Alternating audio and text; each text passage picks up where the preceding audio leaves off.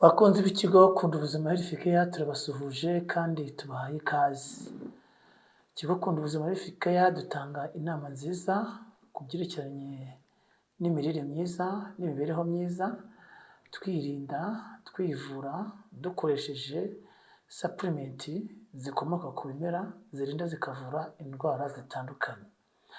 Ikigo Kunda Ubuzima Health Care dukora mu mujyi wa Kigali mu karere ka Nyarugenge, hafi ya hoteli Okapi mu nyubako ikoramo Genesis TV muri ground floor hasi, kandi mushaka address yacu mwaduhamagara kuri 0788868682.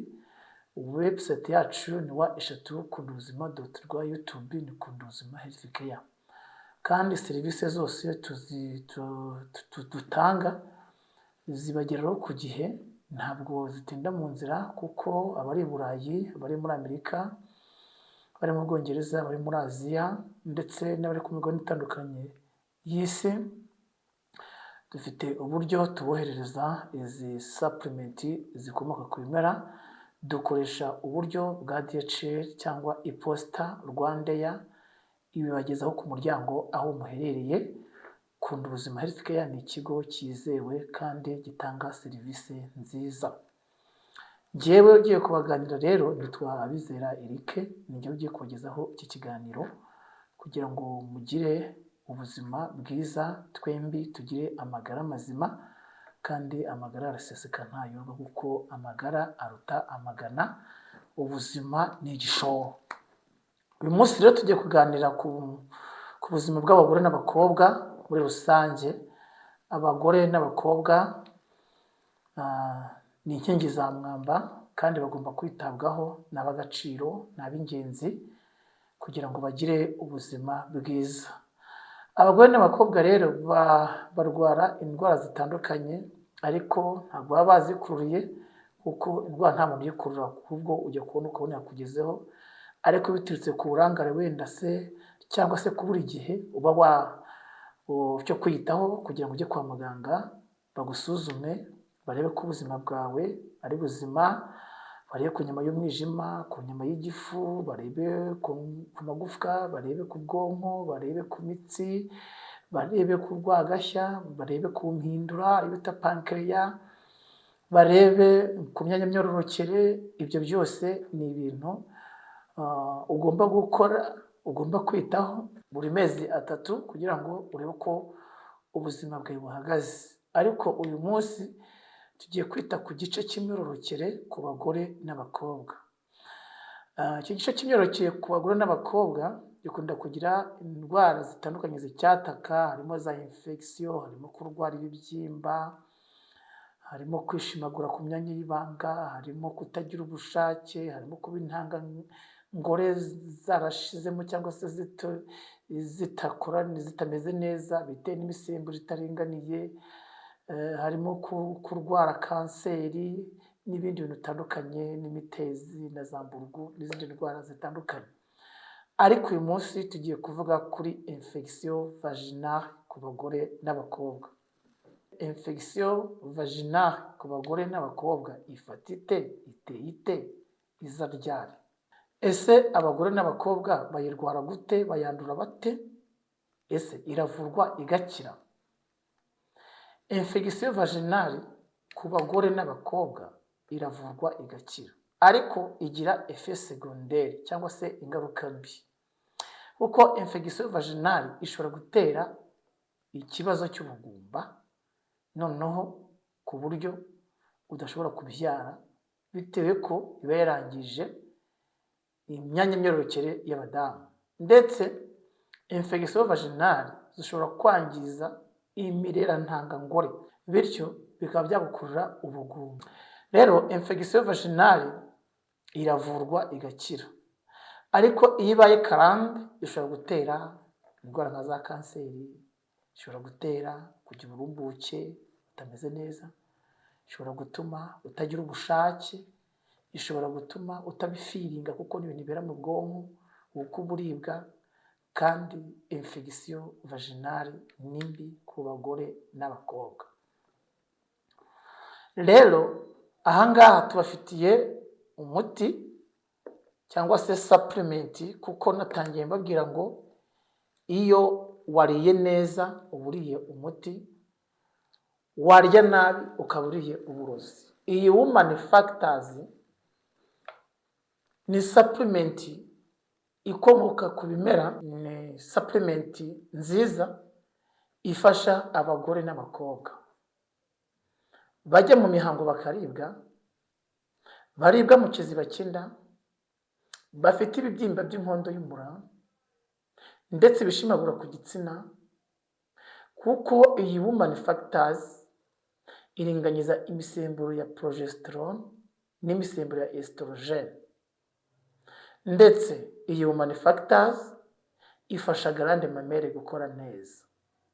Iyi Woman Factors ijya gutunganya muri terisi, igakuramo imyanda ibirimo, haba harimo tubyimba. Iyi ngiyi ifite ububasha kuko tumenagura. Ariko ku bantu bafite ibibazo by'ibibyimba, ntabwo ari iyi Woman Factors bakoresha gusa, igendana n'izindi supplement zitari dufite ziri muri stock, ariko uje muri Kunda Ubuzima urazibona, ziba zihari. Kandi Kunda Ubuzima Health Care dukora buri munsi guhera ku wa mbere kugeza ku wa gatandatu. Iyi Woman Factors abadamu bakunda kugira uburibwe bwo mu kiziba cy'inda, abadamu bishimagura ku gitsina, abadamu bazana ibintu by'uruzi mu gitsina binuka bisa n'umweru bagasanga byafashe ku makaso, ni byiza ko ugomba kugana kwa muganga ufite ububasha akagusuzuma. Ugomba kujya ku mujenekologe akareba systeme yawe ukuntu imeze, akareba ko imisemburo ya progesterone n'imisemburo ya estrogen biringaniye, akareba ko grande mamere iri gukora neza, uko agenda mu mabere haba harimo utubyimba, imisemburo itaringaniye, yijagaraye, itameze neza. Ibyo bikaba intandaro yo kuba utabyara. Infection vaginale na infection urinaire ziratandukanye, ariko uyu munsi turivugira kuri infection vaginale, ubutaha tuzavuga kuri infection urinaire ku bagore n'abakobwa. Infection vaginale itera ubugumba, umudamu uyifite yaramurenze ntabwo ashobora kubyara, kuko iba yarangije imyanya ndangagitsina cyangwa se imyanya banga y'umugore, bityo agahora agira uburyaryate imbere mu myanya y'ibanga, kandi akumva aribwa, kandi akumva ababaye, kandi akumva atameze neza, akumva adatuje. Ni byiza gukoresha iyi Woman Factors kuko ijya kuringaniza imisemburo ya progesterone n'umusemburo wa estrogen, igafasha grande mamere gukora neza, nk'imisemburo ya pituitary, imisemburo ya adrenaline. Iyo misemburo igakorwa neza kandi umubiri ukamera neza. Hari igihe rero umudamu abura urubyaro bitewe n'uko imisemburo ye itaringaniye. Ndakunda kuvuga ngo umugabo agira base, umugore akagira acide. Noneho base iyo igeze muri acide nyinshi, base ihita ishya. Ubwo ndavuga intangangabo z'umugabo zo ni base. Ubwo ndavuga kuri spermatozoide. None intangangore iyo zivanze n'iyo myanda myinshi babyivanze, imisemburo itaringaniye, utameze neza, utishimye, utabifiringa. Ndetse ndashaka kubwira abadamu ko iyo ufite infection vaginale niyo uri gukora rapport sexuelle wumva utabyumva neza kuko uburibwa, kuko haba hameze nk'ahacitsemo igisebe, haba harabaye inflammé.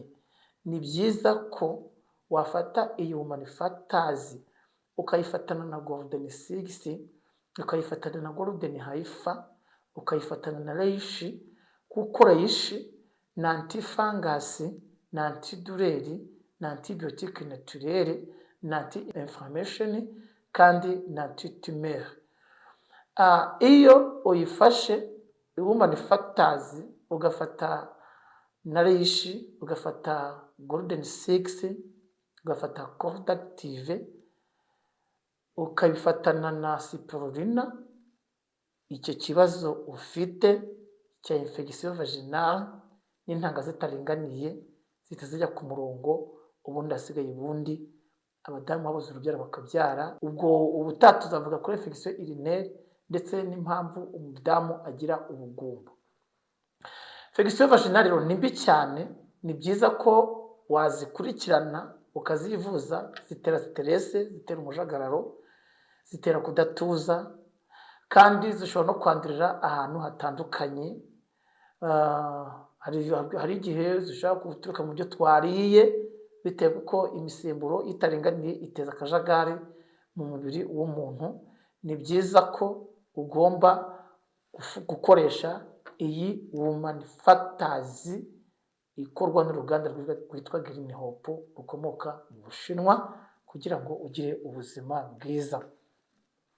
Rero abagore n'abakobwa ni byiza guhora bajya kwa muganga, bajya kurebesha hormones, imisemburo yabo ko imeze neza, imisemburo ya androgene ko imeze neza, imisemburo ya progesterone ko imeze neza, umusemburo wa estrogene ko umeze neza. Kandi igihe cyose watangiye kumva ikimenyetso cy'uko urimo kuribwa mu kiziba cy'inda, ukabona ikimenyetso cy'uko urimo kugira ikibazo cyo kutabyara, ukabona ikimenyetso cy'uko urimo gukora prosexuel, kumva ubabara, kumva mo imbere harimo ibintu bisohokamo binuka kandi bitameze neza, ibyiza wajya kwa muganga akakurebera, yamara gukonfirima ko ufite infection vaginale, muri kunduza muri fikeya tukagufasha ukagira ubuzima bwiza. Ndabwira abantu ko izi supplement zitagirana interaction n'imiti yo kwa muganga, ahubwo zunganira imiti yo kwa muganga kugira ngo umuntu abashe kugira ubuzima bwiza. Nta effet secondaire, ni supplement zikozwe mu bimera 100%. Izi supplement hari izikozwe mu byatsi nk'ijana, ugasanga protein ifashe ikozwe mu byatsi 100. Niyo mpamvu akenshi na kenshi zireactinga vuba ku muntu wazikoresheje iyo akurikije amategeko n'amabwiriza twamuhaye. Ubuzima bw'umuntu ni ubuzima bw'agaciro kandi ni igishoro. Atangiye amabwira ko amagara araseseka ntayorwa, kandi amagara aruta amagana. Ubuzima nibwo gishoro. Wa mukobwa, wa mudamu, ibimenyetso mu bwiharuguru. Hari ikimenyetso cya mbere, kuribwa mu kiziba cy'inda. Ikimenyetso cya kabiri ni ugukorerwa raporo sexuelle ukababara mu myanya y'ibanga. Icyo gihe menya ko habaye inflammation bitewe no kuba harimo imyanda yinjiyemo, ari bita infection. Infection ziterwa n'iki? Hari udukoko duto, parasite, ziba zarinjiyemo zikajya guteza ibibazo mu myanya myororokere y'ibanga. Kuko infection ntabwo zipfa kuza gusa, hari udukoko nka bacteria, parasite, ukuntu ziba zaje zikaza kwivanga mu maraso, zikivanga mu buzima bwawe, bityo ukumva nta mahoro ufite. Wajya kunyara ukaribwa, ndavuga kwihagarika ukaribwa, mbese gakubana ibindi bibazo. Ni byiza ko wivuza indwara infection vaginale, kuko infection vaginale ni uburwayi bwica. Nimba ushobora kuba infection vaginale ukaba wagira ibibyimba bikakuviramo kanseri, iterisi ikabura bakayivanamo, ikibazo gikomeye cyane. Hari igihe infection vaginale nabwo ishobora guturuka ku miti wanyweye, cyangwa se nk'imiti y'ibyatsi byinshi bitujuje ubuziranenge, bitapimwe, ibyo byagutera ibibazo. Infection vaginale nimbi, zirica, wazivuza ukagira ubuzima bwiza, imisemburo ikaringanira, kanseri ikavamo, kubyimba bigashiraho, inflammation ikavaho, utubyimba tugashiraho, utwo tubacteria tukavamo, utwo tuparasite tukavaho, ubundi ukagira ubuzima bwiza. Iterisi iyo yaboze ntabwo ibasha kurera umwana. Imirarantanga y'igi ntiba igikorwa neza nk'uko bigomba. Ni byiza gukoresha zino supplement kugira ngo ugire ubuzima bwiza. Ngisoza ndagira inama umugore n'umukobwa ukimara kumva iyi gahunda yo gukoresha supplement, nako gutangiye kwishimagura, utangiye kuribwa mu kiziba cy'inda, ubabara, uri gukora rapport sexuelle, wihagarika ukaribwa, icyo gihe menya ko wagize ikibazo cy'imyanya y'ibanga, imirira ntabwo itari gukora, igira idakora, anytime, igihe icyo ari cyo cyose ushobora kubura urubyaro biturutse kuri izi ndwara ebyiri: infection vaginale, infection urinaire n'imisemburo itaringaniye.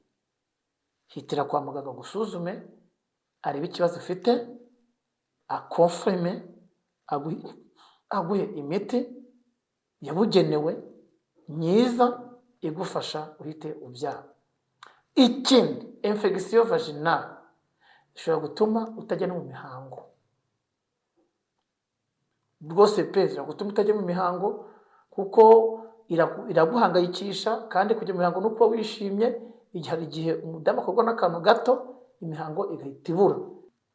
Umudamu utajya mu mihango ntabwo ashobora kubyara, ni ikidashoboka. Ni byiza ko ujya kwa muganga bakareba ko imihango yawe imeze neza kandi izira ku gihe.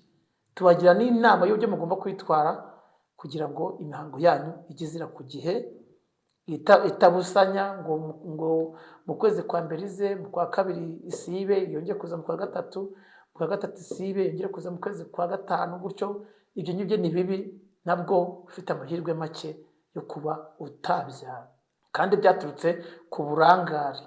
Kandi abana barashimisha, abana n'umugisha. Ni byiza ko ukoresha izi supplement zitwa woman factors nababwiye, na reishi na golden six na golden haifa ndetse na aloe citrulina n'izindi supplement zitandukanye. Mwaduhamagara kuri 0785868682. Website yacu ni wa3kundubuzima.rw. Ikigo ni Kundubuzima Health Care. Dukora mu mujyi wa Kigali mu karere ka Nyarugenge, twegeranye na Hotel Okapi ku Muhima, mu nyubako ikora mu Genesis TV muri ground floor. Kandi dukoresha uburyo bwa DHL ndetse n'iposita Rwandair ibabagezaho. Turizewe, ntimugire impungenge, mu gihe gito, mu minsi 7 iyi serivisi mushaka iba yabagezeho, ntabwo bitinda. Murakoze, Imana ibahe.